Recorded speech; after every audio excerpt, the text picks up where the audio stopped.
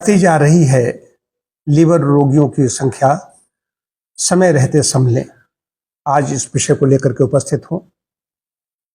अभी तक हम देखते रहे हैं कि फैटी लीवर संबंधी व्याधियां उनको ज्यादा होती थी जो लोग शराब का सेवन करते थे, अल्कोहलिक व्यक्तियों को होती थी।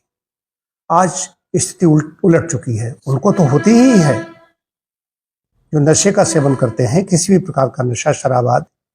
लेकिन जो बिल्कुल सात्विक हैं, उनका आहार विहार तो गड़बड़ाया है, ये ठीक नहीं कहेंगे ठीक होता, उनको समस्या क्यों होती। जो शाकाहारी हैं, जो किसी प्रकार के नशे का सेवन नहीं करते हैं, उनमें भी फैटी लीवर हो रहा है, लीवर संबंधी व्याधियां हो रही हैं। तो प्रकृति के अनुसार यदि हम चलते तो कोई रोग नहीं होता। लीवर सबसे बड़ा अंग है।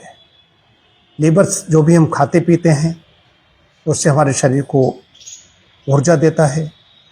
हमारे जो गलत चीज़ें पहुंच जाती हैं, फॉरेन मैटर्स, ऐसे एलिमेंट्स पहुंच जाते हैं, उनको भी निष्क्रिय करता है, रक्त की शुद्धि करता है।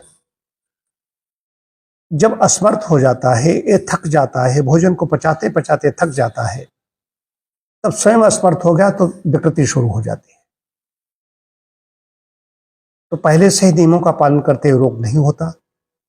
और ये मैं फिर कहूँगा, बार बार कहता रहता हूँ कि नियमों का पालन करें, प्रकृति के नियमों का पालन करें, ताकि हम रोगों से बचे रहें, लीवर या पेट संबंधी व्याधियां न हों। यदि हो गई हैं तो क्या करना है?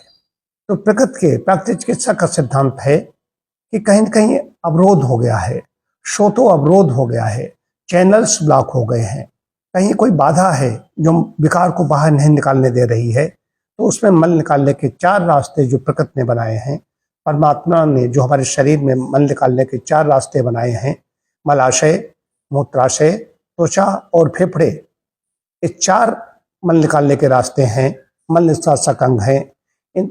ऐसी हम डाइट लें, ऐसा हम आहार लें किसी डाइटिशियन से, या ऐसे जो नेचुरोपैथी के प्राकृतिक चिकित्सा के जो केंद्र हैं वहाँ जा करके किसी वैद्य से मिल करके अपने पथ्य का निर्धारण करवाएं। पथ्य क्या होगा, उस पथ्य के साथ साथ में और भी संशोधन करवाएं। तो जो चीजें शरीर नहीं निकाल पा रहा है, शरीर निकालने में असमर्थ हो गया है, तो प्राकृतिक चिकित्सक क्या करता है, नेचुरोपैथ हम लोग क्या करते हैं, वो शरीर के जो मल निष्कासक अंग हैं उनको हम सक्रिय करते हैं।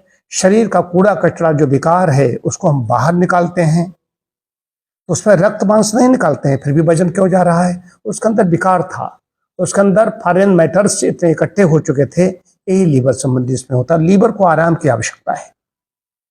लीवर को आराम देने के लिए चिकनी चीजें बंद हो जाएंगी, रिच कार्बोहाइड्रेट जिसमें चीनी है, ज्यादा शर्करा जातीय खाद्य हैं, बंद हो जाएंगे। हरी सब्जियों का सेवन करें, ताजे फलों का सेवन करें, बस नट्स वगैरह थोड़े दिनों के लिए बंद हो जाएंगे। तो पाचन भी, पेट भी खराब रहता है लीवर के रोगों में। पेट सही हो जाएगा, संशोधन हो जाएगा, फिर धीरे धीरे भोजन पर लौटेंगे। लेकिन ज़्यादा तला भुना, फैक्ट्री की बनी हुई चीज़ें, ऐसी चीज़ें नहीं हम ग्रहण कर सकेंगे। इसका और व्यायाम, खाते तो हैं, जब इच्छा होती तब खाते, बार बार खाते हैं, खाने पीने को कोई नियम नहीं, लेकिन व्यायाम करने में कोताही बरतते हैं। व्यायाम नहीं करेंगे, श्रम शून्यता है, परिश्रम शून्यता भी इस रोग का कारण है। तो इसके व्यायाम भी करना होगा, आहार बिल्कुल सादा, सात्विक और प्राकृतिक लेना पड़ेगा, नियमित समय पर भोजन ग्रहण करना होगा। जैसा हम लोग डाइट चार्ट बना के देते हैं उसके नियमों का पालन करना पड़ेगा। यदि आप उस नियमों का पालन कर लेते हैं और संशोधन चिकित्सा यहाँ हम करते हैं, तो उस पर चिकित्सक और चिकित्सार्थी दोनों मिलकर के काम करते हैं। दोनों जब सही होते हैं, चिकित्सक भी सही है, चिकित्सार्थी भी सही है, तो रिजल्ट मिल जाते हैं। लीवर संबंधी व्याधियां, उनमें आराम मिलती है। कुछ ऐसे समस्याएं होती हैं उनको ठीक करना मुश्किल होता है, लेकिन ऐसी कोई समस्या नहीं है जिसमें आराम न मिले।